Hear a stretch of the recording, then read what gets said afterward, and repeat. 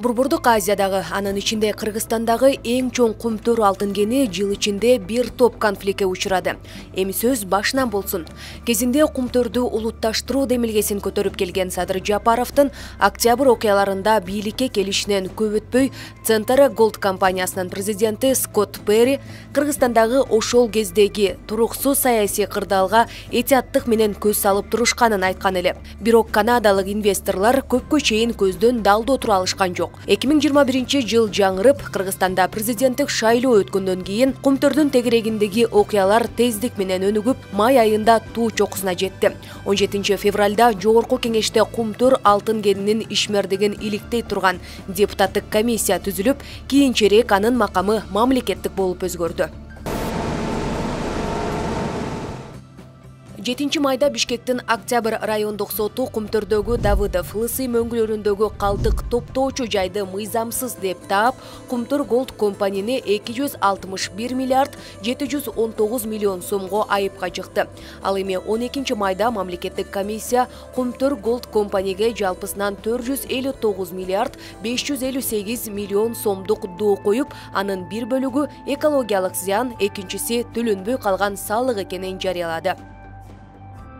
17 майда Жогорку кеңеш Кумтөр Голд компанияга убактылуу тышкы башкаруу киргизүүнү колдогон. Натыйжада Кыргыз өкмөтү ишканага октябрь окуяларынан кийин Кыргызстандын атынан Центра Голдтун директорлор кеңешинин мүчөсү болуп шайланган Теңиз Бөлтүрүктү тышкы башкаруучу кылып дайындаган.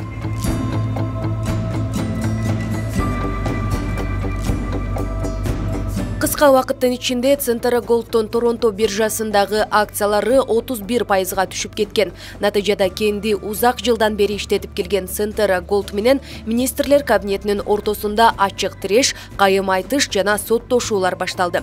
17 майда канадалык компания өлкөнүн Центра Голдтогу акцияларын башкаруу укугун чектеп, кыргыз алтынга таандык 26% акцияларды башка тараптарга өткөрүп берүүгө же алмашууга тыюу салган. Андан бери Нью-Йорктогу сотто бирде Центранын, бирде Кыргыз элинин кызыкчылыгындагы майда чечимдер кабыл алынып жатты. Декабрь айынын ортосунда Кыргызстанда өз жүрүшүн жасап, канадалык компанияны Кумтөр Голд ишканасынын компьютерлерине кирүүгө бөгөт койгону үчүн сотко бергени белгилүү болду.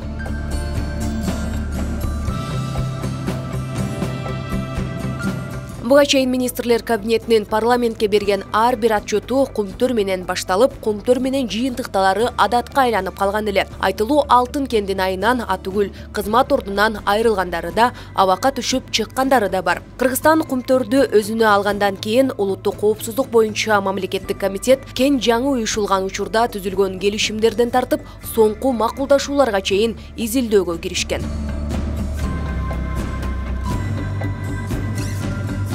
Кумтөр ишинин алкагында Кыргызстандын мурдагы президенттери, премьер-министрлери сурак алынып, айрымдары абакка отуруп чыкканга да жетишти. Быйыл 2 августта экс-президент Аскар Акаев 16 жылдан бери Кыргызстанга биринчи жолу келип, сурак берди.